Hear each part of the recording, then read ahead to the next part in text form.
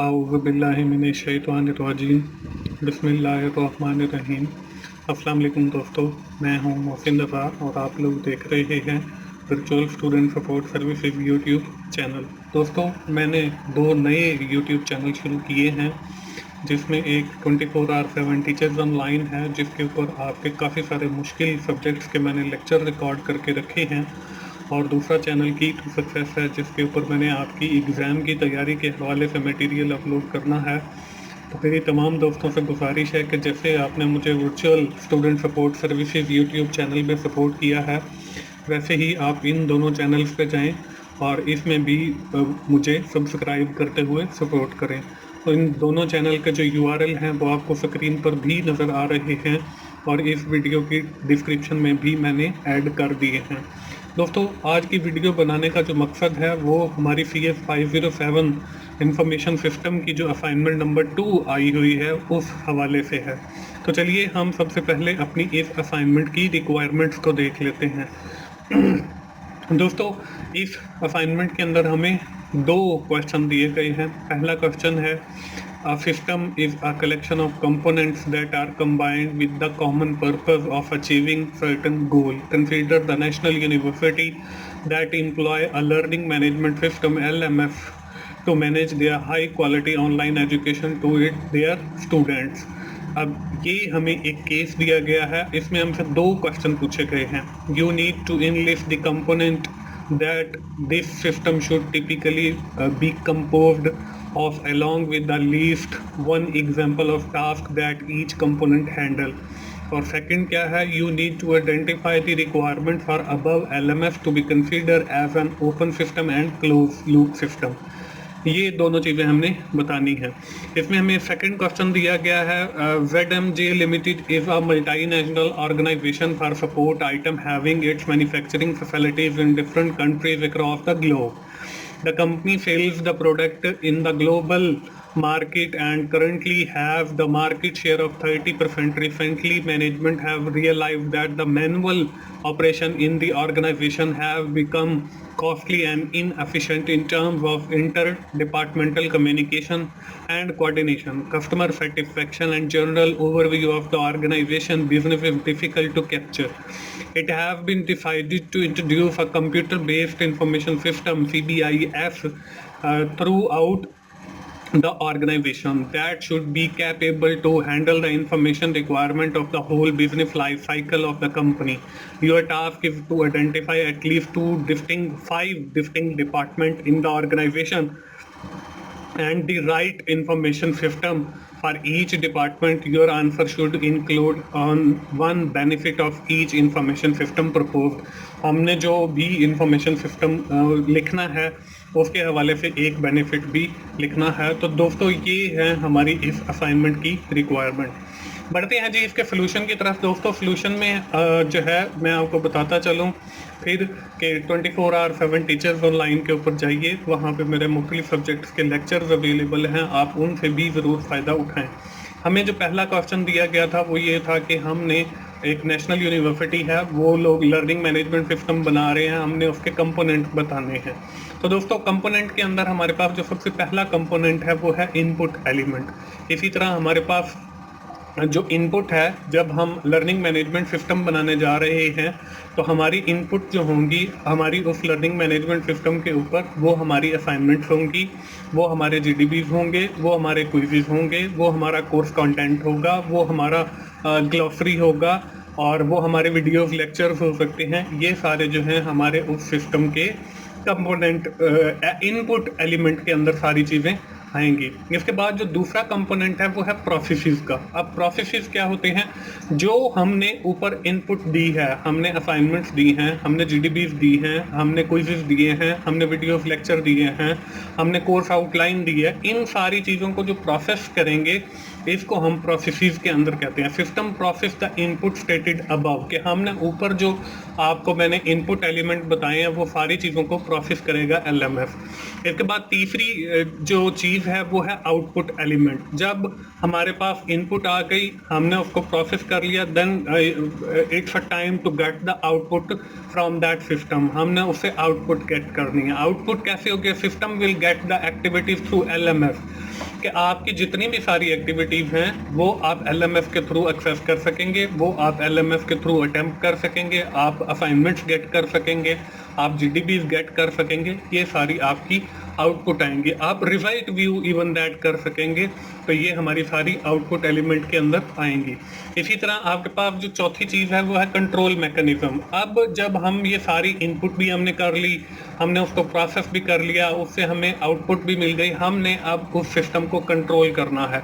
Different जो activities हैं LMS के ऊपर कि लेक्चर शेड्यूल कब अपलोड करना है, लेक्चर कब अपलोड करने हैं, असाइनमेंट कब अपलोड करनी है, GDB आपने कब अपलोड करना है, क्विज आपने कब अपलोड करना है, इन सारी चीज़ों को हम जो है इस कंट्रोल मैकेनिज्म के अंदर कंट्रोल करेंगे। इसके बाद अगला जो एलिमेंट है वो है फीडबैक। अब जब हमने कंट्रोल कर लिया है चीज़ों को, हमारे जो यूज़र हैं उनके आईडीज पासवर्ड बन गए हैं LMS के ऊपर, वो लॉगिन हो रहे हैं, वो असाइनमेंट्स कर रहे हैं, वो GDBs कर रहे हैं, वो क्विज़ेस कर रहे हैं।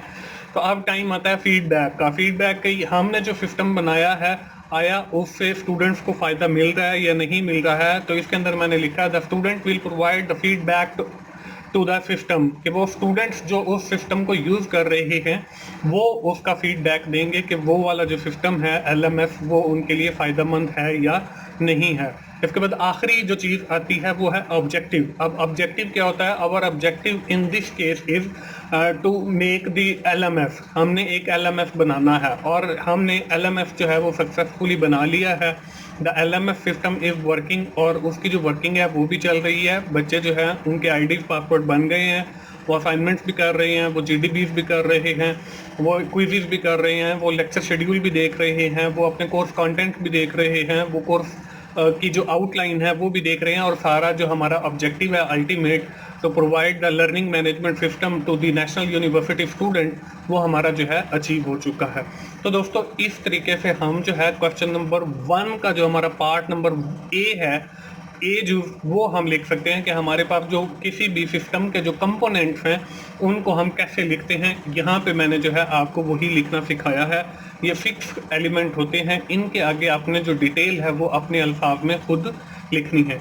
इसके बाद आ जाता है जी क्वेश्चन नंबर 1 का पार्ट B जूस। अब B जूस के अंदर हमें दो चीज़ें दी गई हैं। एक हमें बताया गया है ओपन लूप सिस्टम का और दूसरा हमें बताया गया है क्लोज लूप सिस्टम का। मैं इन दोनों हवालों से आप लोगों को थोड़ा सा गाइड कर देता हूं, फिर इंशाल्लाह आप लोग जो है वो खुद इसको लिख सकेंगे। ओपन लूप सिस्टम क्या है? ओपन लूप सिस्टम जो है that determining the factor in an open loop system is that the information from the system not used to control purpose। हम इसको कंट्रोल पर्पस के लिए यूज नहीं करते।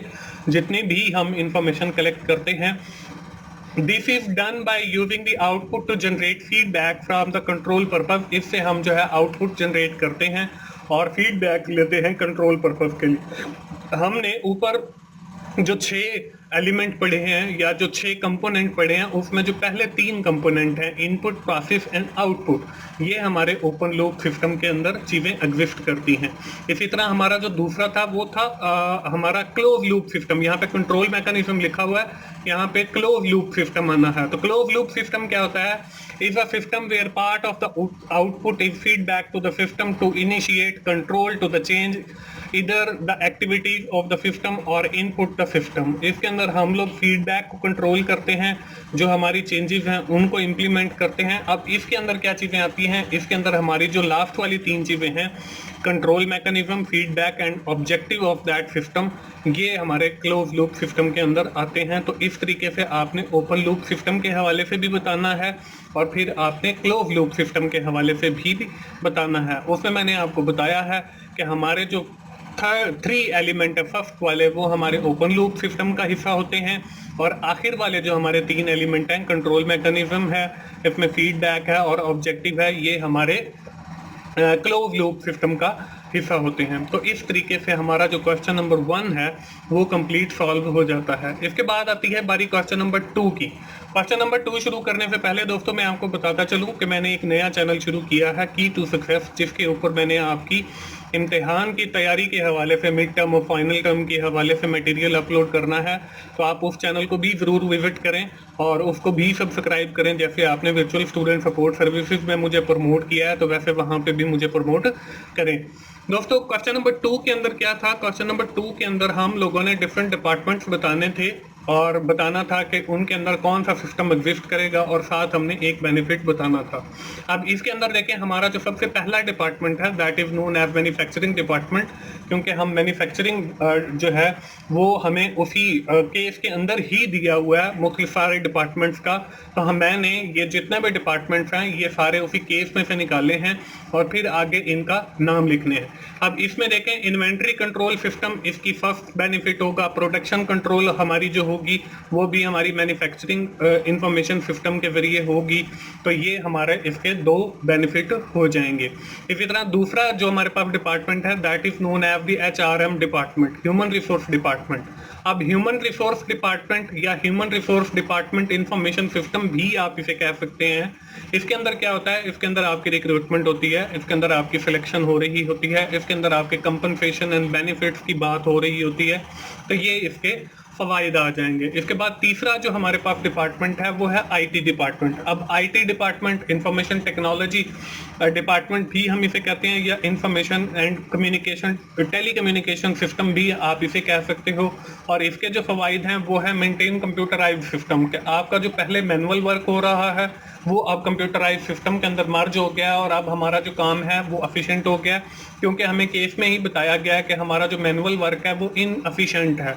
तो हम लोग जो है वहाँ पे कंप्यूटर बेस्ड इंफॉर्मेशन सिस्टम को लेकर आ रहे हैं और that is the first objective of that computer information based system, कि हमने जो है अपना रिकॉर्ड कंप्यूटराइज करना है। ये इसका एक बेनिफिट हो जाएगा। इसके बाद अगला जो डिपार्टमेंट है वो मार्केटिंग का डिपार्टमेंट है। अब मार्केटिंग डिपार्टमेंट या मार्केटिंग इंफॉर्मेशन सिस्टम भी हम इसे कह सकते हैं।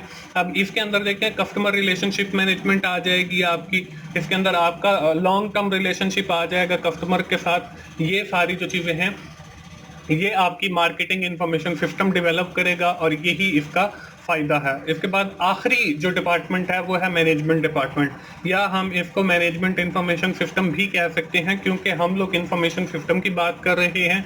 इसलिए मैंने आपको manufacturing information system, human resource information system,